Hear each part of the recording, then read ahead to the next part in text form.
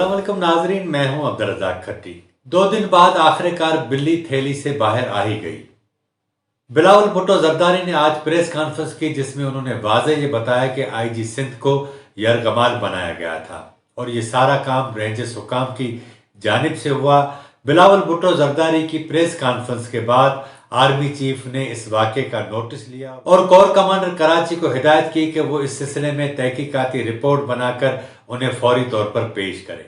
IG Sindh को यरगमाल बनाने के हवाले से जो रद्द अमल सामने आया उस पर तो हम बात करते हैं और कौमी असेंबली में आज क्या हुआ उस पर भी बात करेंगे, लेकिन मैं आज आपको एक छोटी सी कहानी तो नहीं लेकिन एक वाकया बताता हूं ताकि आपको अंदाजा हो कि जो कुछ अभी 2 दिन पहले कराची में हुआ वो कोई नई बात नहीं थी। ये कहानी है जुनूबी सिंध के जिला बदीन की। जिला बदीन की साहिली पट्टी जो ठट्टा तक जाती है तकरीबन ये 50 से 70 किलोमीटर होती है, जहां मुख्तलिफ मीठे पानियों पर माहीगीर अपनी मछली का शिकार करके गुजर सफर करते थे। 1985 में थर रेंजर्स ने वहां आहिस्ता आहिस्ता अपना कब्जा जमाना शुरू किया। पहले तो लोगों को हिरास किया गया और उन्हें कहा गया कि वो मछली न पकड़ें और उसके नतीजे में जब लोग उनके हिरासमेंट में आए तो 1988 में पहली बार कोई 70 से 80 हज़ार रुपये में एक ठेका दिया गया और ठेकेदार को कहा गया कि वो वहां से मछलियां पकड़े और कराची की मार्केट में सेल करे। जो ठेका ठेकेदार को दिया जाता था उसकी कोई रसीद नहीं हुआ करती थी, सिर्फ सिंपल कागज पर लिखकर वो अमाउंट दे दिया जाता था कि 50,000 या 60,000 जो भी अमाउंट उन दिनों था वो रिसीव हुआ और उसकी वो रसीद होती थी। लेकिन 2002 में आखिरी ठेका तकरीबन 3.5 करोड़ रुपए का गया।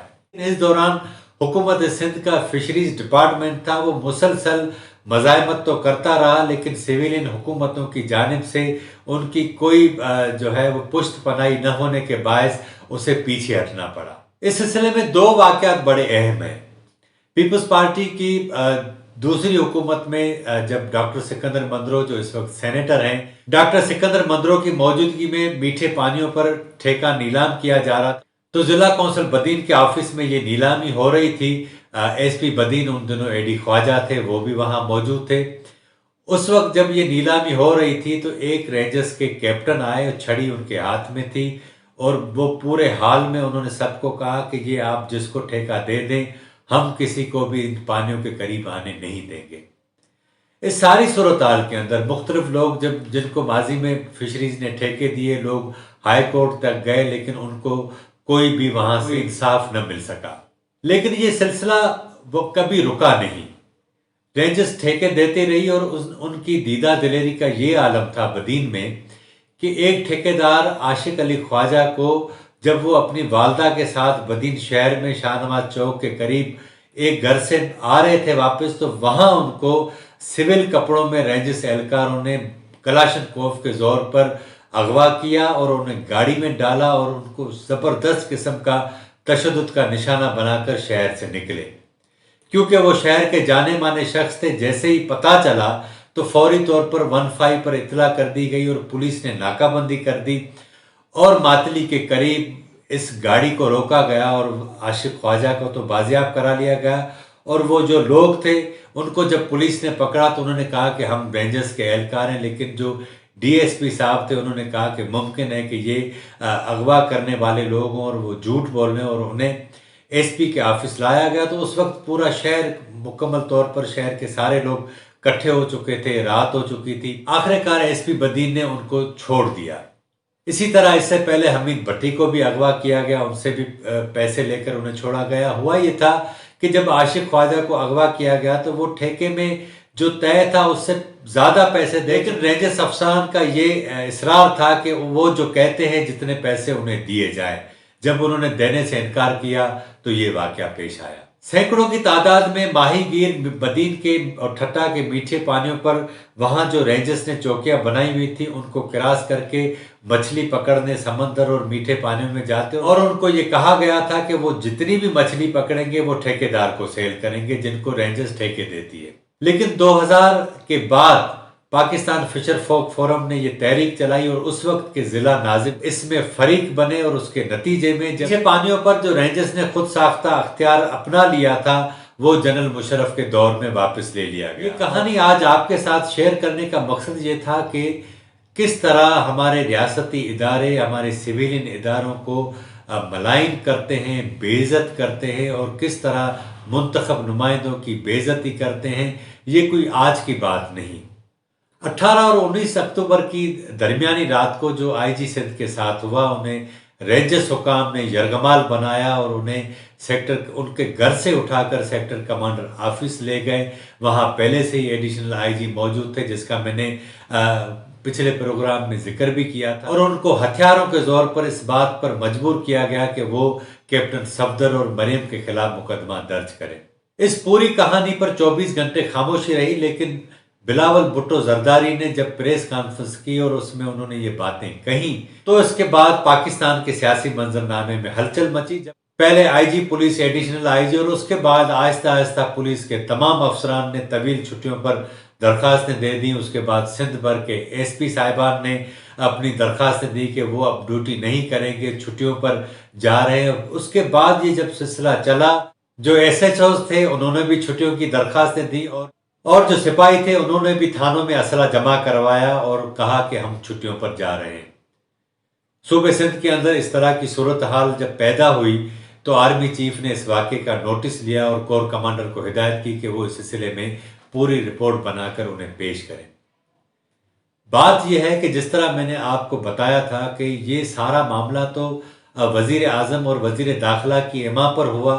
क्या वजीर आजम और वजीर दाखिला की एमा पर होने वाले इस इकदाम का आर्मी चीफ नोटिस लेंगे तो उनको क्या कहेंगे? होना तो ये चाहिए था कि जब सिंध हुकूमत और सिंध पुलिस की पूरी अथॉरिटी को मलाइन किया गया, उनको बेतौकीर किया गया, मुंतखब हुकूमत की बेइज्जती की गई, उस पार्टी की बेइज्जती की गई ताकि उनको नीचा दिखाया जा सके।